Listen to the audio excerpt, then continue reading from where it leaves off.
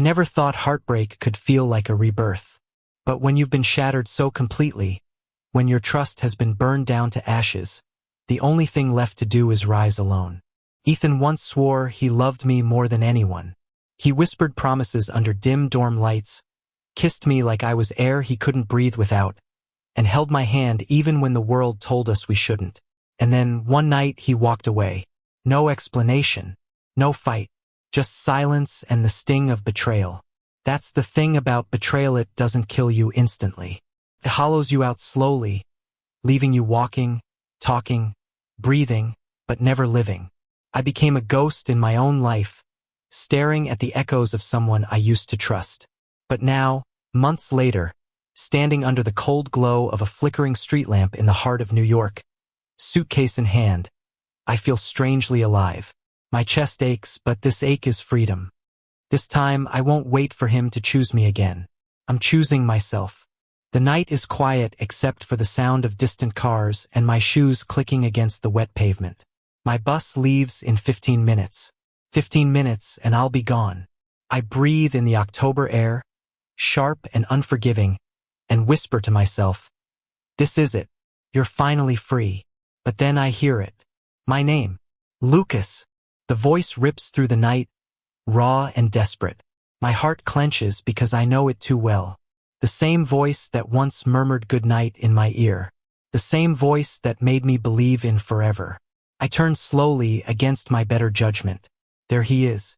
Ethan. His face is flushed, his dark hair a mess like he's been running for miles. His eyes, God, his eyes are red, not just from exhaustion but from crying. He looks like a man on the edge of breaking. "Don't go," he chokes out, his chest heaving. I clench my jaw, holding my suitcase tighter, like it's the only thing tethering me to reality. "You don't get to say that.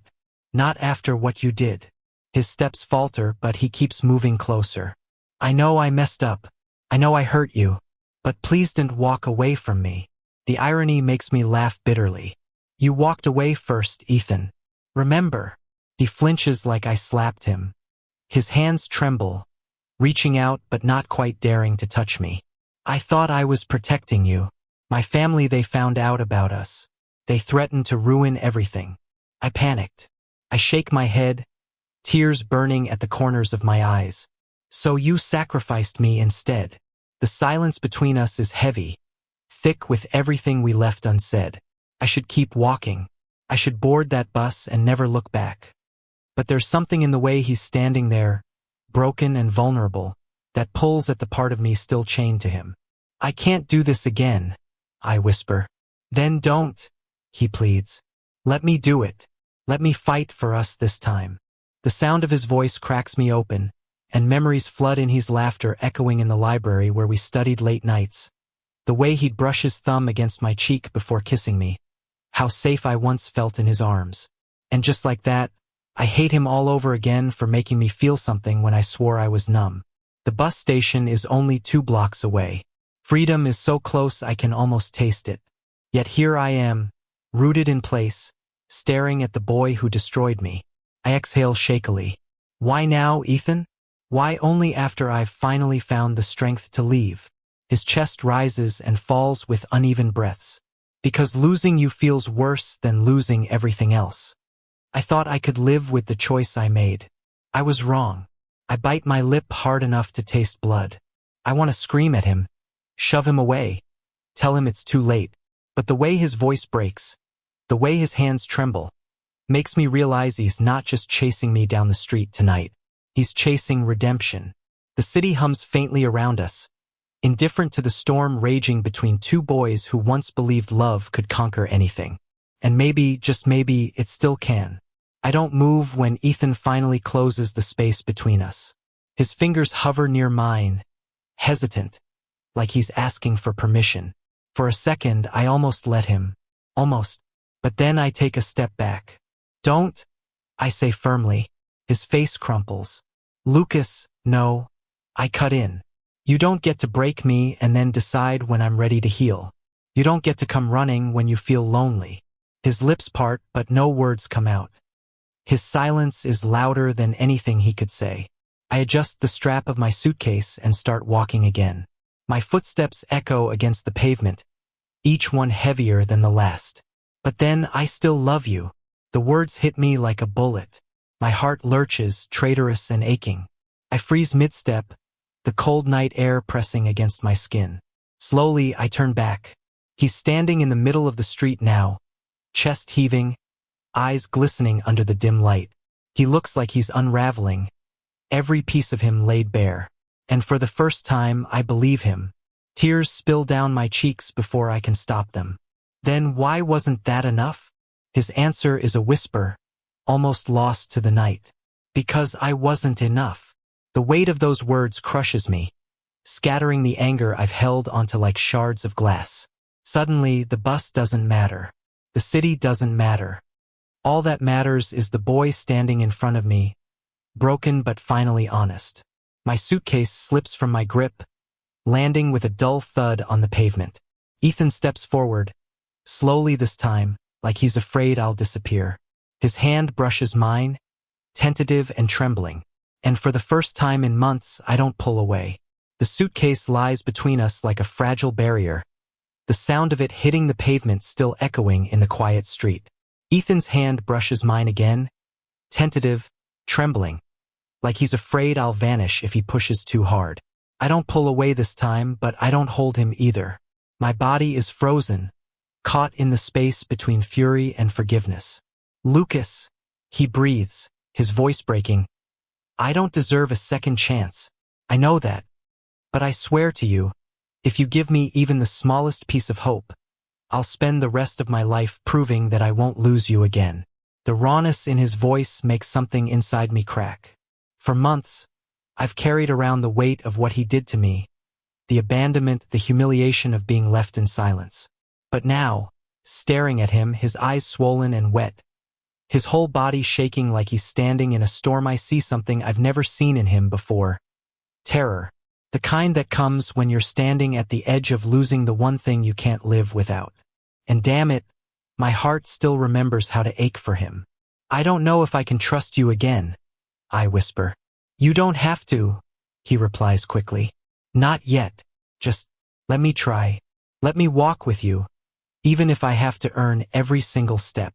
For a long moment, all I hear is the distant honk of a taxi, the hum of streetlights buzzing overhead. I should say no. I should walk away and never look back. But instead, I hear myself whisper, then walk. The words are barely out before Ethan exhales a shaky breath, like he's been holding it forever. He bends down, slowly, carefully, picks up the suitcase, and falls into step beside me. We don't say much as we head toward the station. Every step feels weighted, charged, as if the city itself is holding its breath. When we reach the bus terminal, I stop and stare at the glowing departures board. My bus is still there, still waiting. My escape still within reach. But when I glance at Ethan, I see the way he's clutching the suitcase, knuckles white, like it's the only anchor keeping me tethered to him. His eyes meet mine, wide and searching, and I realize something. If I get on that bus, I'll be free, yes, but I'll also carry the ghost of this night forever. And maybe, just maybe, I'm tired of running from ghosts. I turn to him, my throat tight. If I stay, this doesn't mean you're forgiven. It just means you have one chance. One. Ethan nods immediately, desperately. That's all I'm asking for. The sincerity in his voice cuts through me. He looks like a man who has nothing left to offer but himself, and for the first time, I believe that might be enough. The weeks that follow aren't easy. Trust doesn't rebuild overnight. Ethan shows up at my apartment with takeout when I've had long days, but he doesn't push. He texts me good morning and good night, but when I don't respond, he never pressures me. He walks me home when it's late, always keeping a careful distance, as if waiting for me to invite him closer. And slowly, brick by brick, the wall between us starts to crumble. One evening, we're sitting in a little diner on the Lower East Side. The smell of fries lingers in the air, and the neon sign outside casts a red glow over his face. He's telling me about how he finally stood up to his father, how he admitted everything about me, about us. My heart clenches because I know how much it cost him to say those words. He said I was throwing my future away. Ethan murmurs, eyes downcast. And for the first time, I didn't care. Because a future without you isn't a future I want. I stare at him, stunned by the simplicity of it. Months ago, he chose silence. Now he's choosing me. My hand moves before my brain can stop it, reaching across the table to cover his. His head jerks up, eyes wide. I'm still angry, I admit softly. But I'm starting to believe you again. The way his face lights up in that moment, it's like watching the sunrise after a storm. Winter comes, painting the city in gray and frost. One night, we're walking through Central Park. The trees bare and the air sharp. Ethan's scarf is pulled up high, his cheeks pink from the cold. He keeps sneaking glances at me like he's memorizing the curve of my smile, the sound of my laugh. And then, in the middle of the snowy path, he stops. Lucas, he says, breath misting in the air. I need to tell you something. I turn, my heart skipping at the seriousness in his tone. I was a coward, he says. I let fear decide for me, and it cost me the person I love most. But I'm not afraid anymore. Not of my family, not of the world, nothing. Because what's the point of living if I can't live it with you? The sincerity in his eyes nearly undoes me. He steps closer, slowly, giving me every chance to stop him. When I don't, he cups my face with gloved hands, his forehead pressing to mine. I love you, he whispers, voice trembling. Not the kind of love that fades when things get hard. The kind that fights, the kind that stays. Tears prick my eyes, hot against the cold night. My voice cracks when I whisper back, then stay. And then his lips are on mine, soft and desperate, tasting of cold air and second chances. For the first time in months, the ache in my chest eases, replaced by something warmer, stronger. Hope is not perfect. We argue, we stumble, we fall into old fears sometimes. But every time Ethan reaches for me, every time I find myself reaching back. Because love isn't about never breaking. It's about choosing to mend over and over again. Months later, we're standing on a rooftop in Brooklyn, the city skyline glittering around us.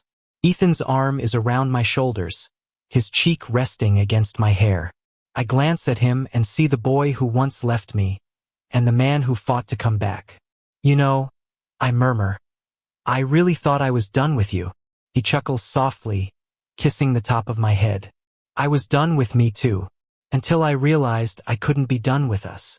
I smile, leaning into him. The night hums with possibility, and for the first time, I'm not running anymore. We're not perfect. We're not unbroken. But we're here, and we're together, and that's enough. Thank you for listening. Don't forget to like and subscribe to stay updated with the latest videos.